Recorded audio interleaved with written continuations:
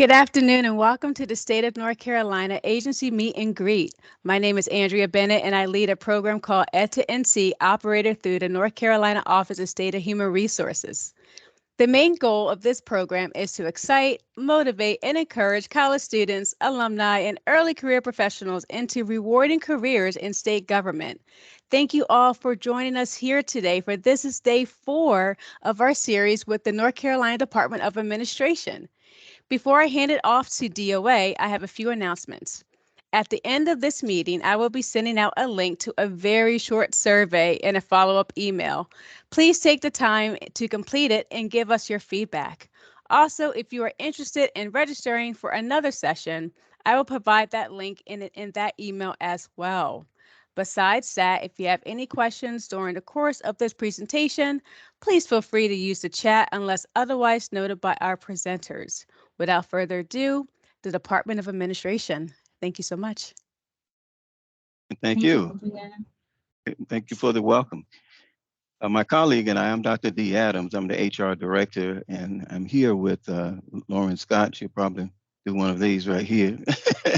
But we just want to take this time to provide you some information about the Department of Administration. We periodically shorten that to DOA. So when you hear us say DOA, it's Department of Administration.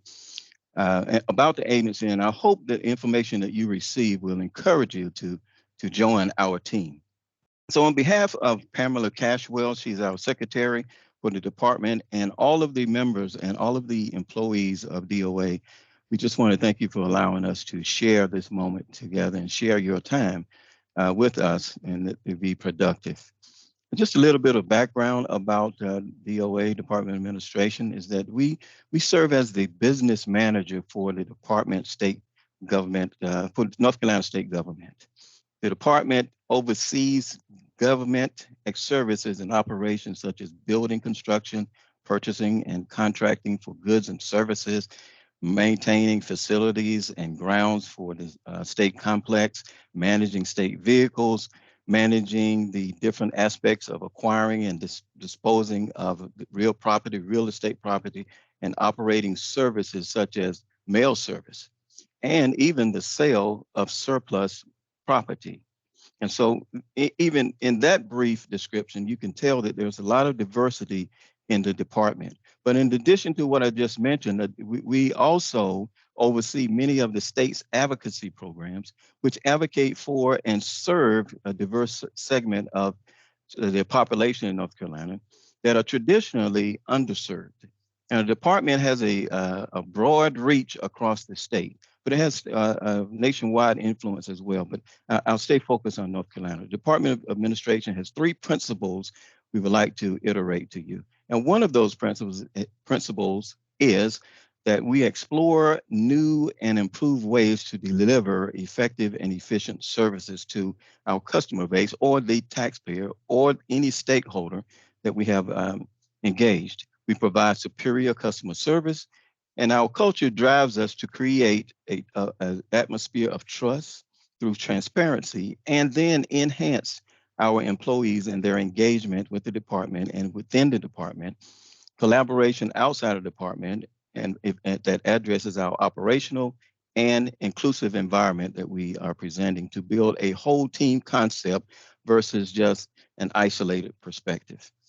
Now, to enhance one of the missions, our mission is to enhance the lives of North Carolinians by providing foundational support to state government through our asset management divisions, our advocacy divisions, and our operations divisions.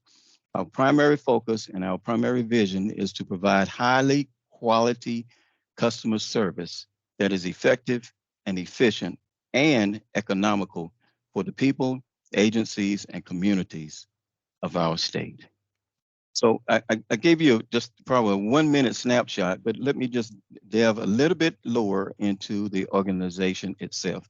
Naturally, you have our leader, Secretary Cashwell, and she's supported by a staff of diverse professionals and in different communities. And they provide her day-to-day support. It doesn't mean that we don't at a different level. It's just that she has immediate contact with them. but we are all part of the stakeholders in the department. But let's address a segment of the organization itself.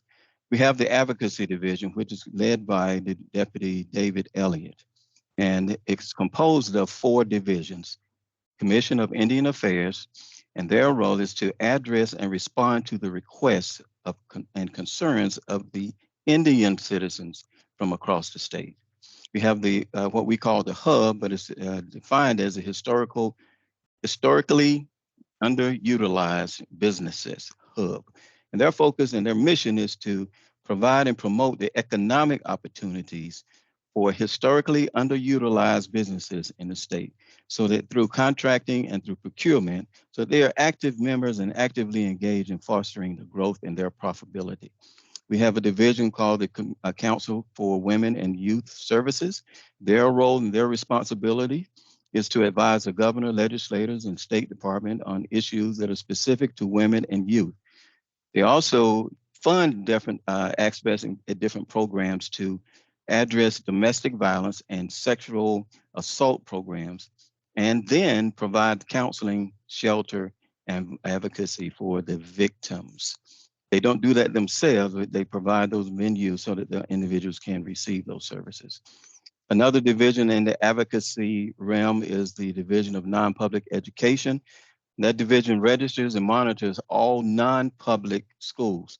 And at the last count, I think I remember reading about 100,000 home schools that they have to oversee, along with 819 conventional private schools in the state. So they are extremely, extremely busy. And that was the advocacy, the 4 divisions of advocacy. Then we transitioned to the services operations, which is headed by Deputy Haley Pfeiffer Haynes. One of the divisions is state surplus property. State surplus property is the seller of state-owned property, supplies, equipment that is going to be released to the community if they decide to purchase and own this equipment. You bid for it in some cases, or if there is not a bid, there may be an opportunity to direct buy. So if you have something that you think that you will be needing in the future, or might want to purchase now, give a shout out to the folks at Surplus Property, or go to the NCDOA website and look under NCDOA surplus, and you should be able to find the direct information that services that are given by the surplus property folks. But they're interested in you being engaged with them and bringing your desires, and they may be able to find what you need. Who knows if they don't have it. But then we transition to the purchase and contract division itself. They govern the procurement process throughout for the state, and then they ensure that the state acquires the goods and services needed to operate at cost, so that there's no penalty for the taxpayer having to pay more than what is reasonably expected. We transition again to the motor vehicle management division, and they manage a fleet of about 7,300 vehicles, and they ensure the proper oversight for those particular vehicles as they are dispersed throughout the state. And then a big one is our mail service center. They are a 24-hour operation, and you can expect that the demand is to be high, and it is high. They, if I recall, recently there was about 800 and maybe 9 million individual pieces of merchandise, letters, boxes, shipping items that have gone through their management process over the last year. And so they're busy throughout the department, but they are busy but happy. And they also touch on non-governmental material as well. So there's some wonderful folks that work over there. So if you have a chance, call us and we might be able to get you a walk around. We'll talk to the division director and see what he will be able to support. And then we transition to our public information division, and they support the activities and guidance and communications effort within the department, and specifically in support of the secretary and getting her vision, mission, direction out to the department as well as to the community at large. So those are two divisional sections that we have. One is the advocacy, the other that I just talked about was the operations. Now we transition to the third component, and that is the asset management section or divisions. And those are composed of state construction that oversees the design, planning, and construction of over 4,400 state facilities across the state. And then they focus really on bringing the expertise of architectural, engineering, and inspection services to those facilities that are owned and governed by the government complex. We have facility management that just do a phenomenal job of keeping our buildings maintained so that we have a safe and reasonable atmosphere that we can come to each day when those we do come in to the on-site environment. They deal with the engineering component, making sure that the air conditioning, the heating, and everything is working properly through the ventilation system, and then the recycling of material, landscaping, groundskeeping. They just have a broad mission, but they do it with joy and pride. And there's some wonderful people as well that work there. State parking, of course, if you have people come to work, they have somewhere to park their cars. And so they manage all of the parking spaces, around 8,500, if I recall correct, in 27 locations. So they are busy as well, taking care of probably the first touch that the individual will have, and that's trying to find a place to park. And so they do that well, and they are just a joy to work with. Then let's transition to one more. I know you're saying, well, how many divisions do you have? but we're so broad, and this is just a point, and I'll bring it in just a minute. But state property that oversees the real estate component, real estate operations, and manages the state property transactions and just various elements involved with the inventory of state-owned land, buildings, and space that we have to oversee on behalf of the department. So just a phenomenal number of different professions within the department, from the advocacy range to the operations to asset, and then those that support the division, the secretary directly. And without the support of the physical management department that handles the budget and all the payment transactions that keep all of us moving in the right direction so that we have the resources to be able to effectively do the jobs we do, the physical management section, or what we call the budget or the money people, they are engaged on a regular basis to make sure that everything balances out and we don't get in trouble for overspending.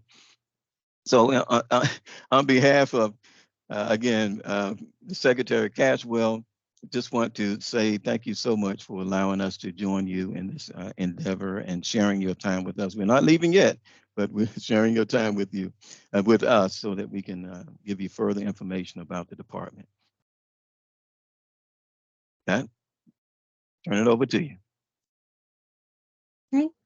So to add on to what Dr. Adams was talking about, he basically gave a really good overview of all of our divisions, gave really good information on all of those. So I don't have too much more to add on to that, but I did want to discuss something that DOA offers, which is something that I started, but Dr. Adams, it was actually his idea, but it's something, it was Dr. Adams' idea, but it's something that I kind of presented to the agency that has taken really well with everyone. It's our employee resource group, which is basically like an affinity group.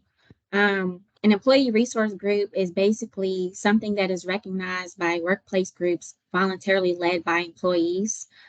These groups allow employees with commonalities to meet, support each other, and produce a particular outcome that can help improve your business and their job satisfaction.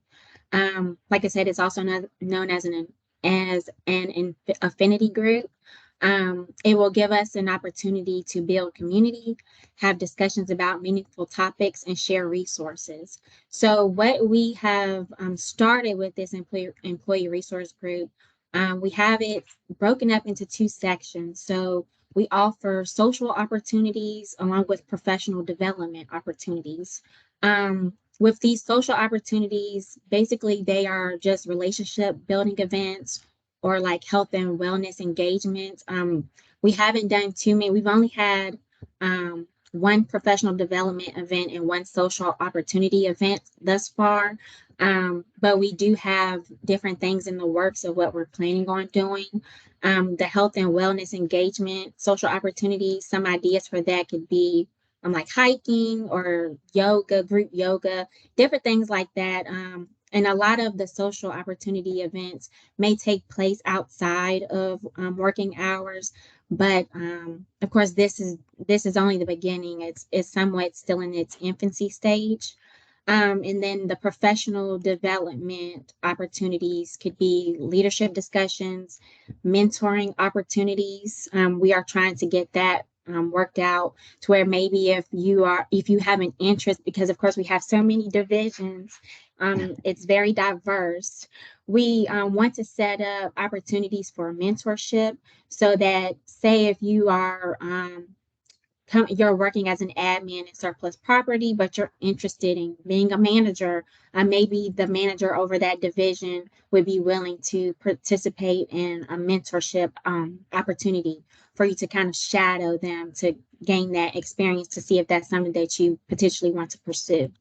The two opportunities that we just had over the past few months, the one social opportunity that the social event that we did was making ice cream. And although that may sound somewhat childish, it was really fun.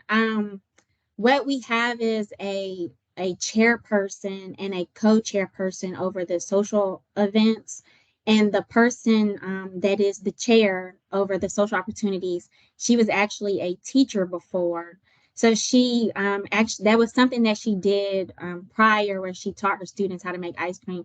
And she had all of the resources for us all put together. She had the instructions printed out.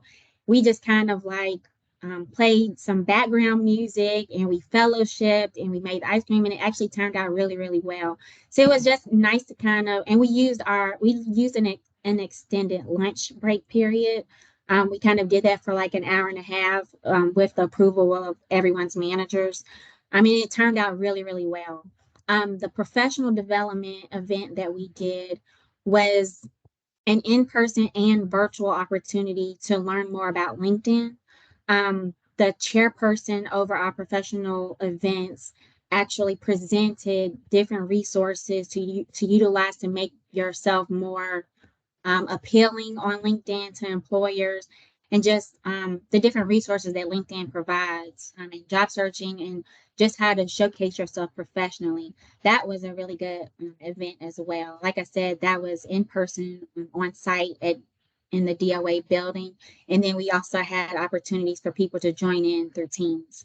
So just different things like that. Like I said, those were the only two events that we've had thus far, but we are going to be meeting and planning other social and professional development events. But that is something that I'm really proud of, that we've started at DOA.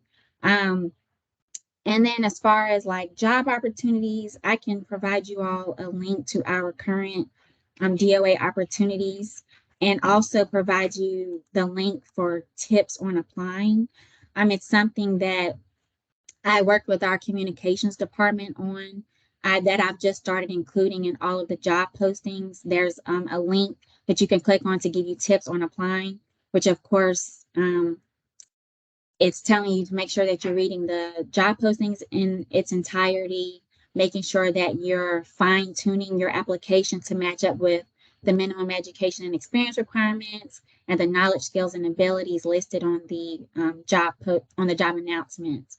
So I can provide those links now. But DOA is such a great company to work for. I've only been here, I'm actually coming up on my year anniversary on the 18th of this month. But was that a reminder for me? Yeah. Yes, Dr. Hint, hint. But I've enjoyed working here thus far. Like I said, it's only been a year, but I've enjoyed every minute of it. The coworkers, my peers, everyone has been great.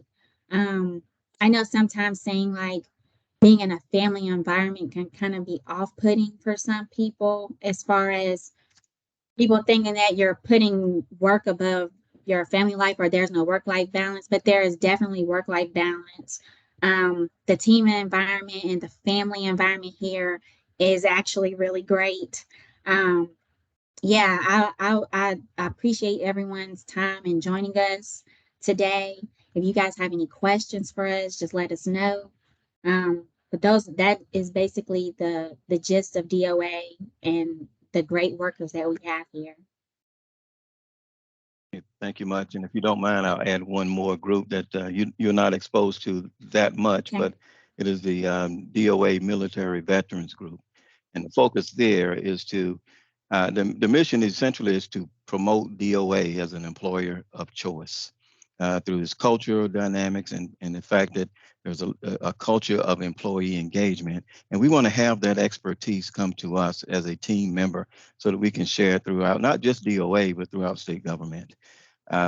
What we also do, and I say we because I'm a vet as well, is that the procedure is that if a veteran is hired into a DOA position, that we try to match that veteran with a veteran that is already a DOA employee to ease the transition into from the military environment to civilian environments, what they will probably say and explain in different forums. But it's just to help that person transition, and not just in one day you shake hands and then you're here, so that's all we need to do. They kind of usher the person through getting comfortable in their workplace, making sure that everything is available to them that's necessary for them to perform their duties effectively, and then maybe as being a sounding board as they transition from the different environments they're coming from. So we're just trying to provide that culture of support and employee engagement that improves the workplace environment as well, because if the workplace is challenging, individuals go home with that burden on their mind. We want people to leave a happy place, their home, and come to another happy place, their extended family, and just have a good time performing and providing their expertise, not just to the department, but for the citizens of North Carolina. And that concludes, I think, our presentation. Thank you, both of you, for sharing that general information and for the tidbits. You know, I loved hearing about the employee resource group for sure, because I truly believe that may be the first in the state. Granted, I'm not too sure if any other agency is doing that, but I believe a DOA may be one of the leaders in the state in creating that, because I know other agencies have been talking of having resource groups like that, but it's so welcoming and warm to hear that you guys are actually doing that. So I love hearing that, and even hearing you say, Dr. Adams, about the mentorship with the veterans. As a military spouse myself, I love hearing those type of supports as well, because my husband is about 5 years away from retiring. And so Okay. those are things I always love to softly put in his ear, but either way, that this is not the time and space for that. But thank you so much for sharing the wealth of knowledge of DOA with us. I do believe I did see a question in the chat. If you guys can see the chat from Brandy. Okay. Can't see it. Okay, so as far as LinkedIn is concerned, of course, we only accept applications through the state government website. Sometimes I post positions on LinkedIn, but I don't get on LinkedIn to scout candidates out. I don't seek out candidates there. I'll share some of our open positions there, but I'm not scouting candidates, if that makes any sense. Okay, she's still in here. But yeah, I'm not scouting anyone out on LinkedIn. I just share our open opportunities, but I only check the applications that are submitted for that specific role that you're applying for, if that makes sense. I hope I answered your question.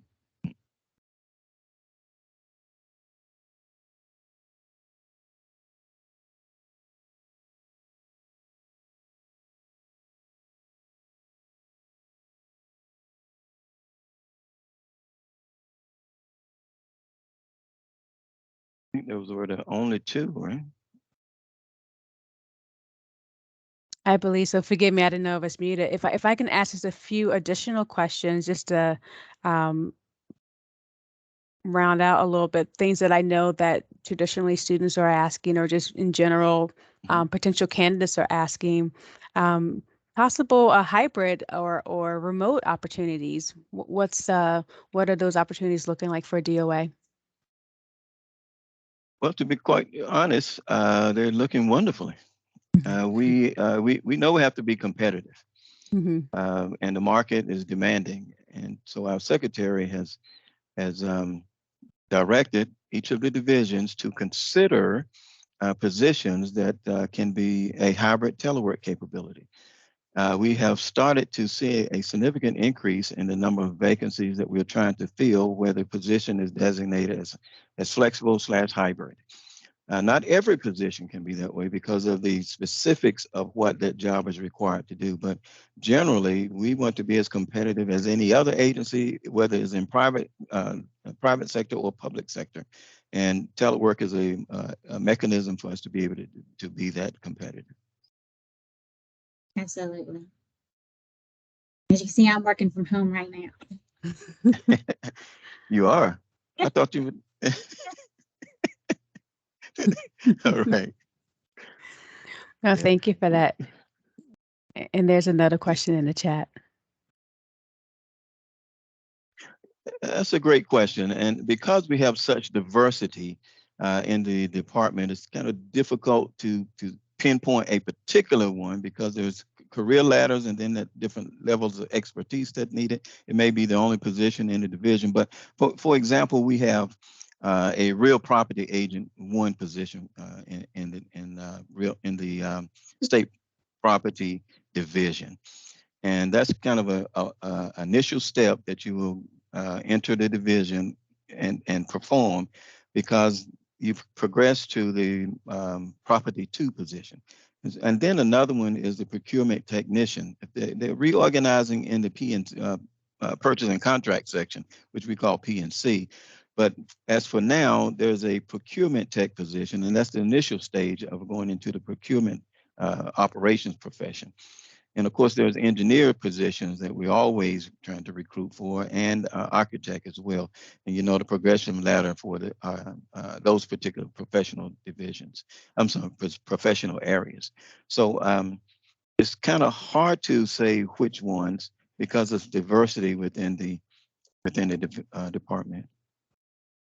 Yes. And to add on to that, you'll really want to check the minimum education and experience requirements listed on each posting. And a lot of the times it'll say a combination of education and experience. So if the position is requiring an associate degree and 1 year of experience, if you have a bachelor's degree, an applicable bachelor's degree, then that kind of covers that range. Yeah, the time frame that it takes to get the oh my gosh, I just said it. The 2-year degree. Why I can't think of it. To get your associate degree. Sorry. Oh. That kind of covers the time frame it takes to get a 2-year degree and then that 1 year. But you also want to make sure that you kind of display competencies with the KSAs.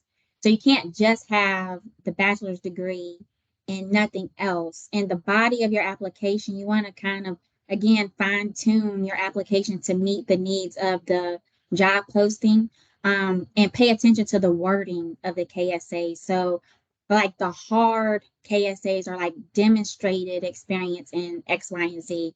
But if some of them say ability to, then that's kind of like a soft KSA to where maybe you can kind of manipulate and show the relevancy to what you have experience in already, if that makes sense. So you got to really try to fine tune your application and pay attention to those minimum education and experience requirements. Mm-hmm. And I've always suggested that the applicant that's interested in pursuing a position show the application to someone that may be in that field or someone that they can trust that will give them positive feedback or negative feedback, so that when we receive it is as thorough as it possibly can be from the aspect of trying to convey the skill set that you have to be able to do the job that's being filled.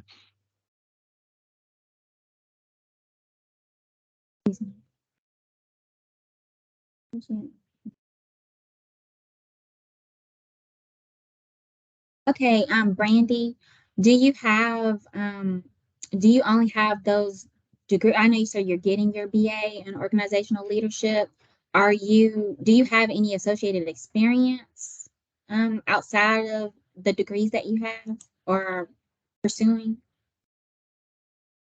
Oops.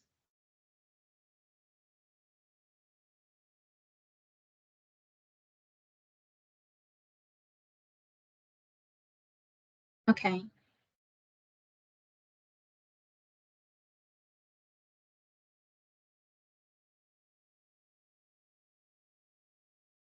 And if you're comfortable and don't mind speaking in front of everyone else, since you're putting in a chat, you can unmute yourself and ask the questions if you prefer to do that instead of typing.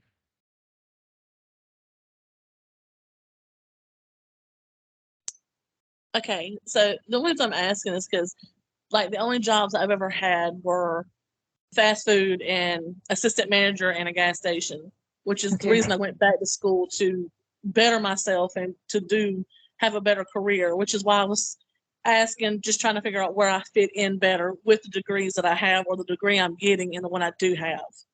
Mhm. Gotcha. Were you Yeah, guys saying you can, so were you getting ready to respond to me? no, I was gonna let you go. Okay. Brandy, what you can do is think about the jobs that you have already performed. If you're applying for a particular position, see if you can extract out of the job experience that you have already done and align them with the requirements of the position that is being pursued.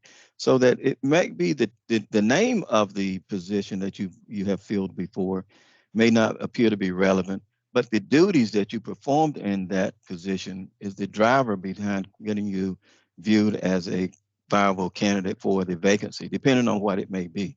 So it's good to just kind of go back and dissect and look at the position, think about the duties that you've performed, and then look at the job announcement, review the specifics, and then balance them and say, yeah, it says managing money in the vacancy. Well, did you manage money in those two positions? Right. And if so, then maybe it's a good match. It might be different titles, but it's a good match. But don't just put manage money, like I said. I'm talking about more specifics. Explain what you did. Manage money, over balance the register, or anything in detail that you can explain the complexities or the direction that you utilize to manage and effectively safeguard those monies can be helpful, because that might be where you could be a person who's working in accounting tech role. I'm just using it as an example, accounting tech role, which is an Right. entry level, if I recall correctly, and one of the attendees can clear me in the right direction, where you can get some Absolutely. experience in there. And but it also is driven by the specifics of the education and experience category as well. A position, even though it balances, it may require an accounting degree, and it just spells out an accounting degree. But if there is a opportunity and the job announcement says education experience 4-year degree, then you've met that criteria of a 4-year degree. Now you have to help us understand how that 4-year degree education wise and your experience wise matches to what the job duties are for the position that you're trying to Yes. pursue. Yes. Because I've had some surplus positions in surplus that specifically ask for someone that has experience in like using a cash register and managing money and customer service, things like that, because of course they're dealing with the transactions from selling property. Mhm, I mean, Uh, resources and things like that in surplus. So mhm, yeah, because I mean that was a lot of what I was like. I didn't know exactly where to put myself, but I know that being with an assistant manager at the gas station that I used to work at, most of what I did was handling the customers and then pretty much handling the money between like end of shifts, beginning of shifts, and then just change outs and cash outs. So, but I just, being that I wasn't doing a financial degree, didn't think mhm. or didn't know if that was something that I could still pursue, considering the fact that I didn't have that degree in financial. Mhm. Gotcha. Well, yeah, and again, like what Dr. Adams was saying, just making sure you're putting those experiences in detail. So you said I think you said you're a manager or an assistant manager. Put your managerial skills on there, your leadership skills. Just really try to dissect what you have done to what the position posting is asking for. Just try to relate Okay. to that as much as possible. Of course, don't put on there that you're an accounting tech or whatever, like don't lie, but really try to relate your experience to the position and try to be as detailed as possible. Okay. All right. Thank y'all so much. You're welcome. You're welcome. If we can briefly touch on internships, I don't recall if we did talk about it. And I know DOA is known for their internships, if I can humbly say that. You just want to know how the process works, or there are opportunities for internships? As Yeah. broadly or as detailed as Yeah. you would like to share. Yes, we have internships within the oversight of internships. I should say, not owning the internship, but we manage it. We're the primary contact for it, particularly during the summer months. You have to apply to our Council for Women and Youth Involvement section. Ms. Candace Dudley, I think she is now Steele, but that's the individual that oversees the specifics of the internship program. They engage different agencies in state government to ascertain which government agency needs interns and for what purpose. The application is submitted and the individual agencies review those applications, and then they match those intern apps with the agency requirement. We can send or provide a link probably later. We don't have that, but we can send a link to you unless you have it, Ms. Scott. Yeah, I just put it in the chat. You just put it in there? Okay. All Mhm. right. Yeah, that will give you more specifics on it. Perfect. Thank you. Thank you. Mhm. All right. So we did touch on hybrid, flexible schedules, internships, entry-level positions. Any other questions do we have for Dr. Adams and Miss Scott? Okay. Maybe I missed it, and because that kind of went out on me. How long do internships normally last? It's normally about a two and a half month internship. And we don't get, from an HR standpoint, we don't get that involved because another division is responsible for it, but we have collateral responsibility in the supporting the process. So it depends on what the need is from the organization that is requesting an intern.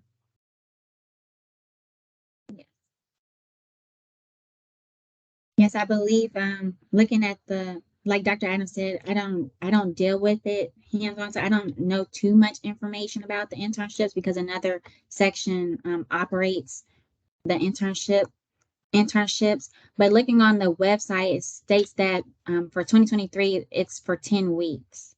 So yeah, like Dr. Adams said, a little over 2 months, 2.5 months. And that link is in the chat. And I just copied the time frame from the link into the chat. Perfect. Thank you. No, you're so welcome. You're so welcome. And if I'm correct, the application process for that, Brandy, opens November 1st. And we have another question in the chat.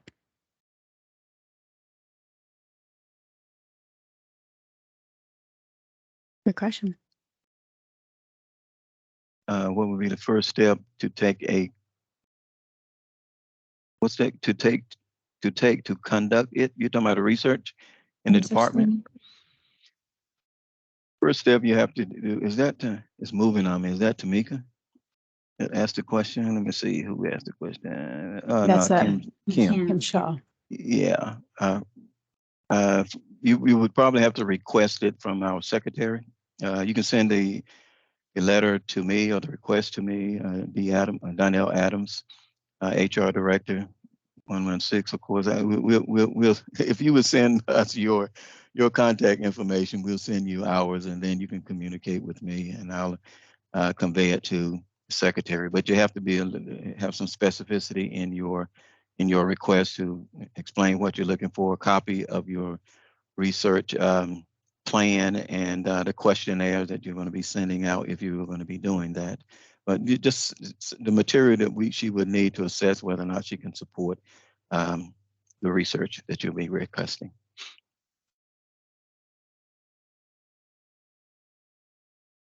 Thank you so much. And it looks like Ms. Kim Shaw provided her email into the chat as well, Dr. Adams, for you. Okay, all right, beautiful. Any other questions or comments for the good of the group?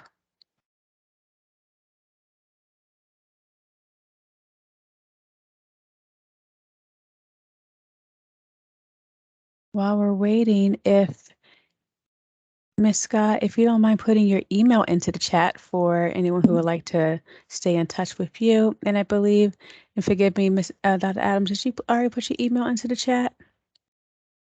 Yeah, she Or- probably did. Okay. If not, go ahead and put it in there. If you could do that as well. Yeah, so they'll be together. If you can put Dr. Adams' Mhm. email into the chat as well for us too. Thank you so much. Everyone, thank you. problem. I'm sorry. Oh, go sorry. ahead. No. I just said no problem. I'm sorry. No, you're fine. You're fine. Yeah. For one more go around, was there any other questions or comments for Dr. Adams and Miss Scott here? All right. Thank you all for attending another great session of our meet and greet with the Department of Administration. Like I mentioned earlier, I will be sending a very polite email requesting your feedback. It will be polite, but it will be requesting your feedback.